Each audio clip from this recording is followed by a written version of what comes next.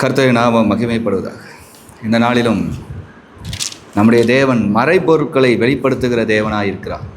மறைபொருளானவைகள் இந்த உலகத்தில் எப்படி இருந்தாலும் தேவனுக்கு தெரியாதவைகள் ஒன்றுமே இல்லை. அவருடைய கண்கள் எல்லாவற்றையும் உற்று நோக்கி கவனித்து கொண்டிருக்கிறது. அவருடைய கண்களுக்கு மறைவானது ஒன்றுமே கிடையாது. மறைபொருட்களை வெளிப்படுத்துகிற தேவன். பரிசுத்த வேதாகமத்தில் எத்தனையோ இடங்களில் எத்தனையோ பேருக்கு தேவன் மறைபொருட்களை வெளிப்படுத்தினார். அதுலேயும் இன்றைக்கு தியானத்திற்காக நாம் ஒரு இடத்தை பார்ப்போமானால் தானியேல் 2ஆம் அதிகாரம் 19ஆம் வசனம்.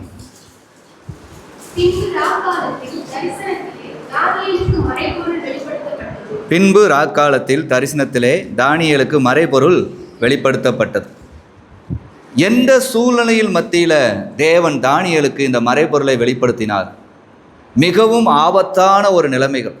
ஞானிகளும் சாஸ்திரிகளும் எல்லாவித விஞ்ஞானிகளும் கொல்லப்பட வேண்டும் என்று பாபிலோன் தேசத்து ராஜாவாகிய நேபுகாத்நேச்சார் கட்டளை போட்டு விட்டார். ஏன் கட்டளை போட்டார்?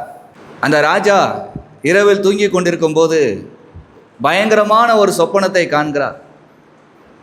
அந்த கனவை கண்டு எழுந்ததிலிருந்து அவருக்கு நிம்மதியே இல்லை. அதனால் அவர் சாப்பிட முடியல, அடுத்து எதையும் பேச முடியல. எந்நேரமும் அந்த கனவே ஓடிக்கொண்டிருக்குது. அவ்வளவு பயங்கரமான ஒரு கனவை கண்டுட்டார். தன்னுடைய தேசத்தில் இருக்கிற சாஸ்திரிகளையும் ஞானிகளையும் எல்லாரையும் கூப்பிட்டு, நான் கண்ட கனவுக்கு அர்த்தம் சொல்லுங்க அப்படிங்கும்போது அந்த சாஸ்திரிகளும் ஞானிகளும், நீங்கள் சொல்லுங்கள், நாங்கள் அர்த்தத்தை சொல்கிறோன்னு சொல்லும்போது, இல்லை இல்லை, இது வரைக்கும் நான் எல்லா கனவையும் சொல்லுவேன், அதற்கு நீங்கள் அர்த்தத்தை சொன்னீங்க. ஆனால் இப்பொழுது நான் கண்ட கனவு பயங்கரமாக இருக்குது. இதை நான் உங்களுக்கு சொல்லும்போது நீங்கள் வேறு விதமாக எடுத்துக்கொண்டு ஏதோ ஒன்று எனக்கு சொல்லலாம். அதனால் நீங்கள் சாஸ்திரிகளும் ஞானிகளும் தானே இருக்கிறீங்க. நான் கண்ட கனவை, நான் என்ன கனவு கண்டேன் என்றும் அதனுடைய அர்த்தம் என்னது என்றும் சொல்லுங்கள். நீங்கள் தான் சாஸ்திரிகளும் ஞானிகளும் ஆச்சேன்ட்டார். இது எப்படி முடியும்னு சாஸ்திரிகளும் ஞானிகளும் ராஜாட்ட கேட்கும்போது ராஜாவுக்கு கடும் கோபம் கொண்டு தன்னுடைய தேசத்தில் இருக்க ஞானிகளையும் சாஸ்திரிகளையும் கொன்றுங்கன்ட்டார். அந்நிய தேசத்திலிருந்து பிடிச்சிட்டு வந்த ஞானிகள் சாஸ்திரிகள் யாராக இருந்தால் சரி, இனிமேல் ஞானிகளுக்கும் சாஸ்திரிகளுக்கும் இடமே கிடையாது, எல்லாத்தையும் கொன்றுங்க. அவங்க ஞானிகளாக இருந்தால் சாஸ்திரிகளாக இருந்தால் நான் கண்டதையும் அதனுடைய அர்த்தத்தையும் சொல்லணும்ல. நான் கண்டதை அவங்களுக்கு சொல்லணுமா? அதுக்கடுத்து அவங்க அதோடைய அர்த்தத்தை சொல்லுவாங்களாம். இது எதுக்கு? இத்தனை வருஷம் நான் இப்படியே இருந்துட்டேன், இனிமேல் ஒரு சாஸ்திரியும் ஞானிகளும் இருக்கக்கூடாது என்கிற பெரிய கட்டளையை போட்டு விட்டார். அதனால் தேசமெங்கும் இருக்கிற எல்லா ஞானிகளையும் சாஸ்திரிகளையும் பிடித்து ராஜாவுடைய கட்டளையின்படி கொல்லுவதற்கு சேர்த்து கொண்டு வரப்படுகிற அந்த நாளில் அங்கு தேவ ஜனத்தின் அடிமையாகிய அருமையான தானியேல் அங்கே தான் இருக்கிறான். அவன் ஞானி என்று அந்த தேசத்தில் எடுத்ததுனால அவனுக்கு விரோதமாகவும் சட்டம் எழும்பியிருக்கு. இப்போ எல்லா சாஸ்திரிகளும் ஞானிகளையும் கொல்லணுங்கும் போது தானியேல் கேட்குறான் சேனாபதிட்ட, எதுக்கு இவ்வளவு தீவிரமாக ராஜா இப்படி ஒரு திட்டத்தை போடுகிறார், என்ன அப்படி? இல்லை, ராஜா இந்த மாதிரி கனவு கண்டார், அப்படியே கனவையும் சொல்லணுமா அர்த்தத்தையும் சொல்லணுமா? அப்படி சொல்ல முடியாத எந்த ஞானிகளும் சாஸ்திரிகளும் உயிரோடு இருக்கக்கூடாது என்று கொள்ளுகிறார். தானியேல் தனக்காகவும் சுற்றி இருக்கிற ஞானிகளுக்காகவும் சாஸ்திரிகளுக்காகவும் அந்த சேனாபதிகிட்டே பேசி, கொஞ்சம் ஒரு நாள் பொறுமையாக இருக்க சொல்லுங்கள், இந்த ஒரு இரவு எனக்காக காத்திருக்க சொல்லுங்கள். பரலோகத்தின் தேவனாகிய கர்த்தர் ஒருவேளை அவருக்கு சித்தமானால் அதோடைய கனவையும் அர்த்தத்தையும் சொல்லுவார், எனக்கு ஒரு நாள் டைம் கொடுங்க என்று கேட்டு அந்த நேரத்தை வாங்கி கொடுக்குறான். ராஜாவும் அதற்கு சரி என்று சம்மதித்து அந்த இரவு தானியேலோடு சேர்ந்தவர்களும் ஜெபத்திலே இருக்கிறார்கள். வேத வசனத்திலே சொல்லப்பட்டிருக்குது. 17ஆம் வசனத்தை படிங்க. தானியேல் 2ஆம் அதிகாரம் 17ஆம் வசனம். இந்த மறைபொருளை குறித்து பரலோகத்தின் தேவனை நோக்கி இரக்கம் கேட்கிறதுக்காக தன்னுடையவர்கள் எல்லாரையும் பின்பு தானியேல் தன் வீட்டுக்கு போய் தானும் தன் தோழரும் பாபிலோனின் மற்ற ஞானிகளோடே கூட அழியாத படிக்கு இந்த மறைபொருளை குறித்து பரலோகத்தின் தேவனை நோக்கி இரக்கம் கேட்கிறதுக்காக ஆண்டவருடைய சமூகத்திலே போய் ஜெபிக்கிறாங்க. தானியேலும் அவனோடு இருக்கிற மற்றவர்களும் தேவ சமூகத்திலே ஜெபிக்கும் போது ஜெபிச்சுட்டாங்க. இந்த மாதிரி கட்டளை இருக்குது ஆண்டவரே, எங்களுக்கு நீர் ஒரு இரக்கத்தை தாரும், மீண்டும் இந்த ஜீவன் பிழைத்திருந்து நன்றி செலுத்தும்படியா இந்த மரபொருளை நீர் எங்களுக்கு வெளிப்படுத்தி தாரும் என்று ஜெபித்துட்டு அவர்கள் இரவில் எப்பொழுதும் போல தூங்க சென்றார். தேவன் அந்த மறைபொருளை தானியேலுக்கு வெளிப்படுத்தினார். அதுதான் இன்றைக்கு படித்த வசனம். பின்பு ராக்காலத்தில் தரிசனத்திலே தானியேலுக்கு மறைபொருள் வெளிப்படுத்தப்பட்டது. எப்படிப்பட்ட சூழ்நிலையில் மத்தியில் தேவன் இந்த மறைபொருளை அருமையான தானியேலுக்கு வெளிப்படுத்தினார். தானியேலுடைய உள்ளமும் எப்படியாக தேவனுக்கு இருந்தது. தானியேல் ஏற்கனவே தன் சொந்த தேசத்திலிருந்து அடிமைத்தனம் பண்ணப்பட்டு அடிமை தேசத்துக்கு போயிருக்கிறார். இப்போ அங்கே அடிமையாக தான் இருக்கிறார். அடிமையின் வாழ்வாதாரமே மிகவும் கடினமான சூழ்நிலை தான். எப்பொழுது என்ன சம்பவிச்சா என்ன, எதுனாலும் சம்பவிக்கணும் தான் இருப்பாங்க. ஆனால் தானியேல் மட்டும் காக்கப்படுவதற்காக ராஜா கிட்ட போய் எனக்கு ஒரு இரக்கம் தாங்கன்னு கேட்கல. எல்லா ஞானிகளையும் சாஸ்திரிகளையும் கொல்லுவேங்கும் போது அப்படி இப்படி எல்லாருடைய இரத்தமும் சிந்தப்படுவதா, ஒருவேளை என் ஆண்டவரத்தில் கேட்குறேன் என்று எல்லாருக்காகவும் இரக்கம் கேட்டது நிமித்தமாய் கர்த்தர் இதை வெளிப்படுத்தினார். தேவனுடைய பிள்ளைகளாகிய நீங்களும் ஒருமனமான இருதயம் கொண்டவர்களாக இருக்கணும். யாருக்கு ஒரு ஆபத்தினாலும் தேவன் உங்களிடத்தில் விசாரிக்கிறவராகத்தான் இருப்பார். நமக்கு என்னன்னு சொல்லிட்டு அவங்க வேலையை பார்த்துட்டு போயிடக்கூடாது. இன்றைக்கி இருக்கிற தேவ பிள்ளைகளுக்கு தன்னுடைய குடும்பத்தின் சூழ்நிலையும் அதுவுமே பெருசாக இருக்கிறதுனால அவர்கள் எதை குறித்து சிந்திக்கவே நேரம் இல்லை. அதாவது ஒரு குடும்பம் என்கிற ஒரு மனம் கிடையாது. குடும்பத்திலே ஒவ்வொருத்தரும் ஒவ்வொரு விதமாக இருப்பாங்க. அவர்கள் கணவன் செய்கிற வேலை கணவனுக்கு பெருசாக இருக்கும், மனைவி செய்கிற வேலை மனைவிக்கு பெருசாக இருக்கும். பிள்ளைகள் கேட்கவே வேண்டாம், அதை விட பயங்கரமாக ஏதோ 2 நாள் பைபிள் படிச்சுட்டா ஆண்டவரோடே இருக்கிற தானியேல், சாத்ராக் மேசாக் ஆபேத்நேகோ மாதிரி தங்களை சித்தரித்து கொள்வாங்க. ஆனால் அவர்கள் நடந்த ஒரு துளியாவது நடப்பாங்களா? இங்கே கணவன் மனைவி எடுத்துக்கிட்டால் ஏதோ கர்த்தருக்கு கீழ்ப்படுகிற மாதிரியே தான் முகம் இருக்கும். இருதயம் எல்லாமே எப்படி இருக்கும்? தேவனுக்கு பிரியமில்லாதது, ஆகாதது, போகாதது, தேவையில்லாததெல்லாம் இருதயத்தில் போட்டுக்கிட்டு தேவன் ஏதோ இதுலேருந்து விடுதலை கொடுத்த மாதிரி அதுலேருந்து விடுதலை கொடுத்த மாதிரி தங்களை தாங்களே சித்தரித்து கொள்வார்கள். ஒரு சில தேவ ஜனங்கள் தான் உண்மையான விடுதலையை தேவனத்திலிருந்து பெறுகிறாங்க. அவர்கள் தான் கர்த்தரை காத்திருந்து வேதாகமத்தின்படியே எல்லா விடுதலையும் பெறுகிறாங்க. இந்த உலகத்தில் மனுஷங்க முன்னாடி பெருமையாக நிற்கணும். இன்னைக்கு அதுதான் கிறிஸ்தவன் ஆயிடுச்சு. மனுஷங்க முன்னாடி பெருமையாக நிற்கணும். அப்போ நரகத்தில் தானே கிடப்போம். மனிதர்கள் முன்னாடி தேவன் தெரியும். இந்த தானியேல் ஏன் இந்த சொப்பனத்தை வெளிப்படுத்தி தாரும் என்று கேட்கணும். வானத்துக்கும் பூமிக்கும் நீர் ஒருவரே தேவன் ஆண்டவரே, உமக்கு மறைவானது ஒன்றுமே இல்லை என்று இந்த தேசத்தின் ராஜா அறியணும். அப்பா, இந்த தேசத்திலே எனக்கு ஒரு நல்ல இடத்தை கொடுத்து அந்நியனாய் வந்த என்னையும் வாழ வைக்கும்படியா அவருக்கு ஒரு தயவை பாராட்டினீங்களே, அந்த தயவை கொடுத்தீங்களே, அந்த தயவை பாராட்டின அந்த ராஜாவுக்கு இந்த மறைபொருள் வெளியாக வேண்டும் அப்படிங்கிற ஒரு ஆதங்கத்தின் நிமித்தமாக தேவனிடத்தில் ஜெபித்தது. தானியேல் யார் என்று உலகத்துக்கு தெரியணும் அப்படிங்கிறதுக்காக இல்லை, எல்லாரையும் காப்பாற்றினேன் பாரு நான் தானே காப்பாற்றினேன் அப்படிங்கிறதுக்காகவும் இல்லை. வானத்துக்கும் பூமிக்கும் தேவனாகிய கர்த்தர் ஒருவர் இருக்கிறீர், நீங்கள் தெரியணுங்கிற ஒரே ஒரு காரியத்துக்காக ஆண்டவர்கிட்ட ஜெபிக்கிறார். அருமையான தானியேல் தேவன் மறைபொருளை வெளிப்படுத்தி விட்டார். எல்லாருமே ஒரு காரியம் கர்த்தர்கிட்டருந்து கிடைக்கிற வரைக்கும் ஜெபத்தில் இருப்பாங்க, உபவாசத்தில் இருப்பாங்கங்க. கிடைச்ச பிறகு என்ன ஆகும் நீங்கள் தான் சொல்லணும். இந்த ஒரு வெளிப்பாடு கிடைத்த உடனே தானியேல் என்ன பண்ணுகிறார்? கிடைக்கிறதுக்கு முன்னாடியும் அவ்வளோ ஒரு ஜெபம், இரக்கம் செய்யுங்க ஆண்டவரேன். இப்போ மறைபொருளை வெளிப்படுத்தி விட்டார். மறுபடியும் தானியேல் என்ன பண்ணுகிறார்? 20ஆம் வசனம். பின்பு தானியேல் சொன்னது, தேவனுடைய நாமத்துக்கு என்றென்றைக்கும் உள்ள சதா காலங்களிலும் ஸ்தோத்திரம் உண்டாவதாக. ஞானமும் வல்லமையும் அவருக்கே உரியது, அவர் காலங்களையும் சமயங்களையும் மாற்றுகிறவர். ஆண்டவரை எவ்வளவு புகழ்கிறார் தானியேல். அந்த சொப்பனத்துக்கு அர்த்தம் கிடைத்த உடனே தேவன் வெளிப்படுத்தி விட்டார். எந்த ஒரு சந்தேகமே தேவையில்லை, திட்டமாகிவிட்டது. திட்டமான பிறகு தேவனை அவ்வளவு புகழ்கிறார். அவரே ஞானத்துக்குரியவர், அவரே வல்லமைக்குரியவர், அவரே காலங்களையும் சமயங்களையும் மாற்றுகிறவர். எப்படிப்பட்ட தேவன் ஒரு மனுஷனை நேசிக்கிறார்.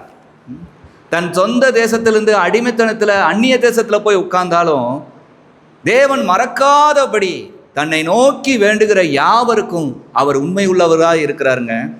இன்னைக்கு மறைபொருளை வெளிப்படுத்துகிற தேவன் என்று பார்க்கும்போது இது எவ்வளவு பெரிய ஒரு போராட்டத்தின் மத்தியில் வெளிப்படுத்துகிறார்.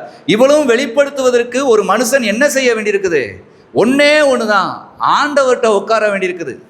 ஆண்டவர் பதில் தர வேண்டும் என்று தன்னுடைய இருதயத்தை அடக்கி, எண்ணங்களை அடக்கி தேவனிடத்திலே காத்திருக்க வேண்டியது அவசியமாக இருக்கிறது. தானியேல் செய்தார். இன்று எங்களுக்கும் வேண்டும் நீங்கள் கேட்கலாம். உங்கள் இருதயம் தேவனிடத்தில் அமர்ந்திருக்குமான்னு முதலாவது பாருங்க. உங்களுடைய எண்ணங்களை, ஆகாத எண்ணங்களை இருதயத்தை விட்டு அகற்றி விட்டு வசனத்துக்கு காத்திருப்பீர்களா என்பதையும் நீங்கள் தான் பார்க்கணும். அப்படி இருக்கும்போது உங்களுக்கு மறைவானது ஒன்றுமே இருக்காது. முதலாவது உங்கள் இருதயத்தில் உங்களுக்கே தெரியாமல் எத்தனையோ பாவசாப காரியம் மறைஞ்சு கிடக்குதுங்க. அதை முதலாவது ஆண்டவர்கிட்ட கேட்டு என் இருதயத்தை தூய்மைப்படுத்து என்று கேளுங்க. எல்லாவற்றை பார்க்கலாம் இருதயமே திருக்குள்ளதும் மகா கேடுள்ளதுமாக இருக்கிறது. இருதயத்தின் எண்ணங்களும் நினைவுகளும் கர்த்தர் அருவருக்கத்தக்க எத்தனையோ காரியங்கள் இருக்குது. தேவ பிள்ளைகள் என்று நீங்கள் சொல்லிக்கொள்ளலாம். பொறாமை, இருமாப்பு, அவதூறு, எரிச்சல், இப்படிப்பட்ட காரியங்கள்லாம் உள்ளத்தை ஆளுகை செய்யும். தேவன் ஆளுகை செய்ய இடம் இருக்காது. தேவ வசன ஆளுகை செய்ய இடம் இருக்காது.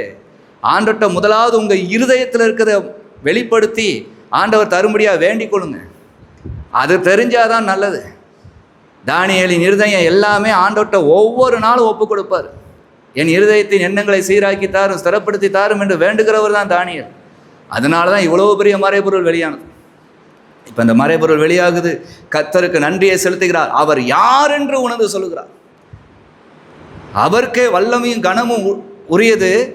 அவரே ஞானம் உள்ளவர், அவரே ஞானத்தை தருகிறவர், காலங்களையும் சமயங்களையும் மாற்றுகிறவர். இன்னும் நிறையா இருக்குது அவர் வாழ்த்துனது. இன்னைக்கு கர்த்தர் ஒரு அற்புதத்தை செய்கிற வரைக்கும் ஜனங்கள் ஆண்டோட்ட இருப்பாங்க. செஞ்ச பிறகு அவங்க சொந்த பந்தங்களை தேடி போயிடுவாங்க. வெளி உலகத்துக்கு போயிடுறது, ஊருக்கு போயிடுறது, காணாமல் போயிடுறது. கர்த்தர் யார் என்று ஒரு நன்மை நடந்த பிறகு உங்கள் வாயில் உச்சரிக்க முடியுமா? அதை விவரித்து சொல்ல முடியுமா? சொல்லியிருக்கீங்களா இது வரைக்கும்? சொல்லுங்க. அதில் பெருமைகள் தான் இருக்கும். தானியேல் அவன் சாவுக்கும் பயப்படலை. இவன் தேவன் இரக்கம் கொடுத்து இப்படி பதிலை கொடுத்தவனை தானியேல் யாருன்னு நினைக்கல. தேவனையே புகழ்ந்தான், தேவனையே நோக்கி விண்ணப்பம் பண்ணினான், தேவனுக்கே துதியை செலுத்தினான். பெரிய வெளிப்பாடு இப்பொழுது கிடைத்து விட்டது. ராஜா கிட்ட போய் இந்த ஒரு காரியத்தை அறிவிக்கிறார். அவர் அறிவிக்கிறதுக்கு முன்னாடி ராஜாவினிடத்தில் எப்படி நிற்கணுமோ தேவன் கற்றுக் கொடுத்தபடி அந்த தாழ்மையிலையும் போய் நிற்கிறார். இப்போ இவ்வளவு பெரிய வெளிப்பாடுகளையும் அந்த ராஜாவுக்கு சொல்லுகிறார். ராஜா கிட்ட போய் எப்படி தாழ்மையாக நிற்கணுமோ தேவன் கற்றுக் கொடுத்துருக்கிறார் பிரமாணங்கள். அதே போல் அந்த ராஜா கிட்ட போய் தாழ்மையாக தன்னுடைய வார்த்தையை எடுத்துரைத்து அந்த ரகசியங்களை எல்லாம் சொல்லி முடிக்கும்போது ராஜா வியப்படைகிறார். வியப்படைந்து ராஜா என்ன சொல்கிறார் பார்த்தீங்களா? தானியேல் 2ஆம் அதிகாரம் 47ஆம் வசனம். ராஜா தானியேலை நோக்கி, நீ இந்த மறைபொருளை வெளிப்படுத்தினபடியினால் மெய்யாய் உங்கள் தேவன் தேவர்களுக்கு தேவனும் ராஜாக்களுக்கு ஆண்டவரும் மறைபொருட்களை வெளிப்படுத்துகிறதுமா இருக்கிறார் என்றான். தானியேலுடைய பெருமைக்கு எதுவும் நிற்கல. தானியேலை, நீ இவ்வளவு தூரம் சொன்ன, உன்னை அவ்வளோ தூரம் நம்புகிறேன், உன்னை எப்படி வைக்கிறேன்னு இல்லை. அவனுடைய ஒவ்வொரு பேச்சையும் தேவன் தெரிந்தார். ராஜாவே, நீங்கள் இப்படியாக கட்டளை போட்டீங்க, நானும் ஆண்டவர்கிட்ட போய் என்னுடைய கூட்டத்தார்களும் சேர்ந்து ஆண்டவர்கிட்ட ஜெபம் பண்ணணும். கர்த்தர் உம்முடைய ராஜ்யபாரம் நிலை நிற்கும்படியா இந்த ஆலோசனையை உமக்கு தந்தார். நீர் கண்ட சொப்பனங்களையும் அதனுடைய அர்த்தத்தையும் சேர்த்து தந்தார். எல்லாவற்றிலும் தேவன் இந்த இடத்துல அவர் பேசுனதை பார்த்துருக்கணுமே. எவ்வளவு சொல்லுவார். தன்னுடைய நேசம் எங்கே இருக்கோ அதனுடைய பேர் அடிக்கடி வருங்க. தானியேலுடைய ஒவ்வொரு வார்த்தையிலும் தேவன் தெரியும் போது ராஜா உணர்கிறான். இவ்வளோ பெரிய ரகசியம் இப்படி ஒரு வாலிப பையன்ட்ட வருகிறது என்றா, இவன் தேடுகிற தேவன் எப்படிப்பட்டவர்? அந்த தேவனாலே அன்றி ஒருவனாலையும் முடியாது. ஏன்னா எந்த ஞானிகளாலையும் சாஸ்திரிகளாலையும் சொல்ல முடியவில்லையே. இவன் தன்னை ஞானி என்று எண்ணவில்லை, இவன் தன்னை சாஸ்திரி என்று எண்ணவில்லை. அவன் தேவனையே சார்ந்ததுனால நம்முடைய கண்ணுக்கு தெரிந்தது இவன் ஞானி என்று. இப்போ அதே தேவன் தான் வெளிப்படுத்தினார் என்று சொல்லும்போது அருமையான நேபுகாத்நேச்சார் சொல்லுகிறார், மெய்யாகவே உங்கள் தேவனாகிய கர்த்தரே தேவன் என்றும் அவரே பூமிக்கெல்லாம் தேவன் என்றும் நான் இப்பொழுது அறிந்திருக்கிறேன். அவரே மறைபொருள்களை வெளிப்படுத்துகிறவர் என்று தேவனுக்குரியவனாய் அருமையான நேபுகாத்நேச்சார் மாறினார். ஒரு மாற்றம் வந்தது. தேவனுடைய பிள்ளைகளை கொண்டு தேவனுக்கு பிரியமானதை தேவனுடைய பிள்ளைகள் செய்யும் போது எல்லாருமே மெய்யான தேவனை அறிகிற காலம் நெருங்கி வந்துருங்க. நீங்கள் தேவனுடைய பிள்ளைகள் என்று சொல்லிக்கிட்டு தேவனுக்கு பிரியமானதை அவர் எழுதி கொடுத்தோம், தேவனுக்கு பிரியமானதை செஞ்சால் என்ன கிடைக்கும்? நீங்கள் தேவனுக்கு பிரியமானவங்களாக மாறிடுவீங்க. உங்களை பார்க்கும்போது உலகத்தார் எல்லாருமே உங்கள் வழியாய் நன்மைகள் எல்லாவித காரியங்களையும் கற்றுக்கொள்வாங்க. அப்போ இன்னும் தேவன் மகிமைப்படும்படியாக அநேக ஆத்துமாக்களை சம்பாதிப்பீங்க. இது எதுவுமே இல்லைனா அன்றைக்கு அப்படியாக தானியேல் தேவனுக்கு பிரியமானதை செய்தனால் அந்த நேபுகாத்நேச்சார் தேவனை அறிந்தான். உலகமெங்கும் ஒரு கட்டளையை கொடுத்து இவர்களுடைய தேவனே தேவன் என்றும் அந்த நேபுகாத்நேச்சார் அறிக்கையிட்டான். கர்த்தர் நல்லவர், உங்களோடும் இருந்து பெரிய காரியங்களை அவர் செய்கிறவர் தான். ஆனால் மறைபொருளை அவர் வெளிப்படுத்தும்படியான பாக்கியத்திலே உங்களுடைய குடும்பத்தில் இருக்கிற கஷ்ட சூழ்நிலைகள், நஷ்ட சூழ்நிலைகள், ஏன் எதற்கு ரொம்ப தவிப்பு எதுக்கு? உங்களுடைய பிழைகள் என்னவென்றே நீங்கள் தெரியாமல் இருக்கலாம். ஆண்டவரே, என் இருதயத்தின் எண்ணங்களை எனக்கு சீர்படுத்தி தாரும், என் இருதயத்தில் உமக்கு பிரியமில்லாத இருக்கிறத எனக்கு வெளிப்படுத்தி தாரும், அதற்கு எப்படி ஜெபித்து கொள்ள வேண்டும் என்பதை எனக்கு கற்றுத்தாரும், அவைகள் என்னை விட்டு நீங்கட்டும் என்று உங்களையும் நீங்கள் ஒப்புக் கொடுங்க.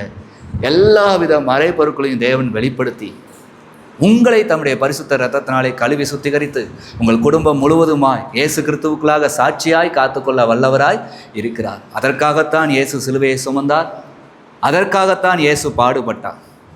அந்த பாடுகளும் அவர் சுமந்த சுமைகளும் உங்களுடைய வாழ்க்கையிலே வீணாய் நீங்கள் கழித்து விடாதபடிக்கு உங்களுடைய இருதயத்தின் எண்ணங்களை ஆண்டவர்கிட்ட ஒப்பு கொடுங்க.